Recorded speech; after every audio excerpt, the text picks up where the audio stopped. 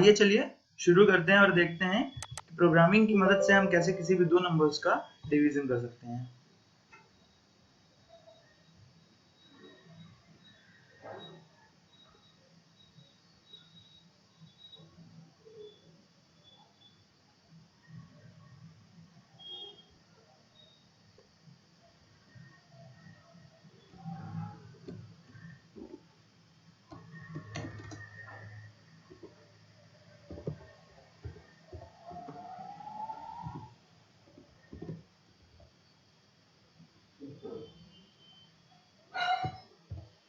तो इसमें जो हैशटैग इंक्लूड है ये प्री प्रोसेसर का काम करता है, और ये जो ब्रैकेट्स हैं ये बताते हैं कि किस लोकेशन पर पर्टिकुलर फाइल को टैग करना है या लोकेट करना है।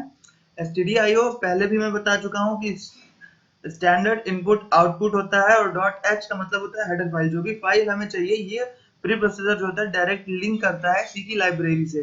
ठीक है, तो इसी के जैसे ये अगली लाइन है हमारी, hashtag include conio.h।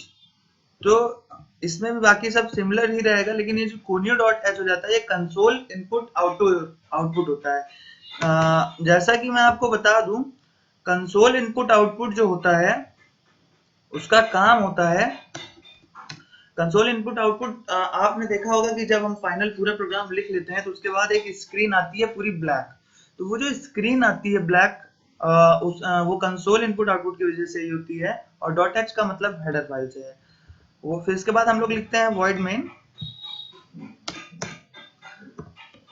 void actually में एक रिटर्न टाइप कीवर्ड है जो हमें ये बताता है कि हमें हम किस चीज का यूज करने वाले हैं, और ये जो सिंबल है ये स्टार्टिंग ऑफ द प्रोग्राम को डिनोट करता है कि हमारा प्रोग्राम यहाँ से शुरू होने वाला है।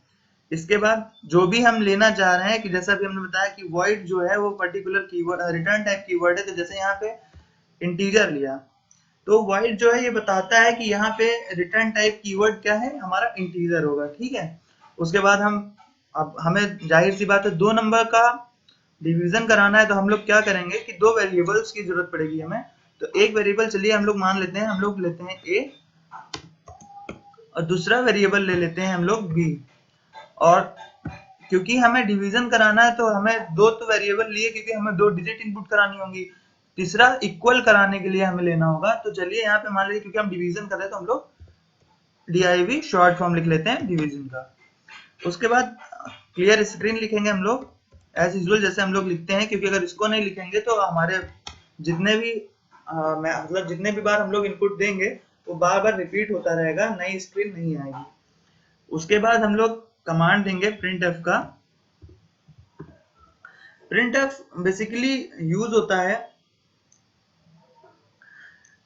फॉर प्रिंटिंग और गेटिंग आउटपुट। जो printf का हम इस्तेमाल करते हैं वो बेसिकली हम लोग यूज करते हैं किसी भी चीज को प्रिंट कराने के लिए या आउटपुट लेने के लिए। तो प्रिंटिंग का मतलब ये सीधे सीधे आपकी स्क्रीन पर कोई ना कोई आउटपुट आएगा। तो आइए चलिए देखते हैं। तो इसमें हम क्या करेंगे, जैसे कि हमने ऊपर दो वेरिएबल लिए हैं तो इसको हम कोट में लिखेंगे इंटर टू वैल्यूज, क्योंकि हमें दो ही वैल्यूज को इनपुट करना है, दो ही वैल्यूज का हमें डिवीजन चाहिए।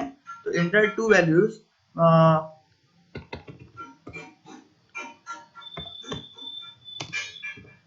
इंटर टू वैल्यूज, फिर आगे जाके हम लोग लगाएंगे बैकस्लैश n। बैकस्लैश n मैं पहले भी बता चुका हूँ, इसका यूज हम लोग करते हैं पर्टिकुलरली लाइन को चेंज करने के लिए। बैकस्लैश n एक एस्केप सीक्वेंस कैरेक्टर है। कैसे भी एक पर्टिकुलर सीक्वेंस में हम लाइन चेंज, मतलब बैकस्लैश n तो पर्टिकुलरली लाइन को चेंज करता है, पर ऐसे ही और भी कई सारे एस्केप सीक्वेंस कैरेक्टर होते हैं। तो इसको बैकस्लैश n को हम एस्केप सीक्वेंस कैरेक्टर के नाम से भी जानते हैं। फिर हमारी बारी आती है स्कैन एफ की। स्कैन एफ में हम लोग क्या करते हैं, स्कैन एफ का बेसिकली हम लोग यूज करते हैं इनपुट प्रोवाइड करने के लिए, कि हमें जो भी इनपुट देना है वो क्या होगा। तो यहाँ पे जो %d मैं लिख रहा हूँ ये पर्टिकुलरली इंटीजर को डिनोट करता है, कि यहाँ पे जो भी हम डिजिट देंगे वो इंटीजर होगी हमारी।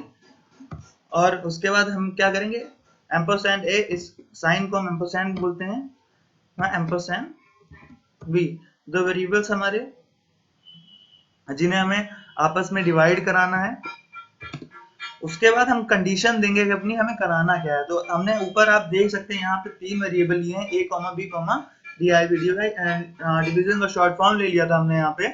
तो अब हम यहाँ पे क्या लिखेंगे, हम अपनी कंडीशन रखेंगे कि हमें करना क्या है। तो हम लिखेंगे division equals to a divided by b, और जैसे ही हमें कंडीशन लिखेंगे इसके बाद हमें इस कंडीशन को प्रिंट होने के लिए कमांड देना है। तो हम लिखेंगे प्रिंट f, और इसमें हम लोग लिखेंगे डिवीजन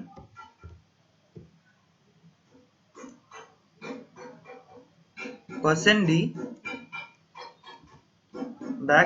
\n, फिर इन्वर्टेड कोट को हम क्लोज कर देंगे, इन्वर्टेड कॉमर्स को क्लोज कर देंगे, और उसके बाद फिर से लिखेंगे करना जो है हमें क्या करना है वो है डिवीजन। तो इतना ही मेन प्रोग्राम था हमारा। अगर इतनी चीजें आप लोग ध्यान में देंगे तो आपका जो डिवीजन है वो आसानी से हो जाएगा। फिर उसके बाद लास्ट स्टेप जो हमारा होता है गेट ch लिखना। गेट ch का बेसिकली मैंने आपको पहले भी बताया है कि आउटपुट स्क्रीन को होल्ड करने का काम करता है। जो स्क्रीन होती है वो तुरंत आउट ना हो जाए उसको होल्ड करके रखता है ताकि हम आउटपुट को अपने देख सकें। तो गेट ch का काम बेसिकली क्या होता है, स्क्रीन को होल्ड करके रखना। कुछ देर जब तक हम कोई की नहीं दबाएंगे कीपैड की अपनी, तब तक वो प्रोग्राम रुका रहेगा। और ये फाइनली हमारा जो प्रोग्राम है वो यहाँ पे बंद होता है। और आइए चलिए रन करा के देखते हैं, पहले चेक कर लेते हैं।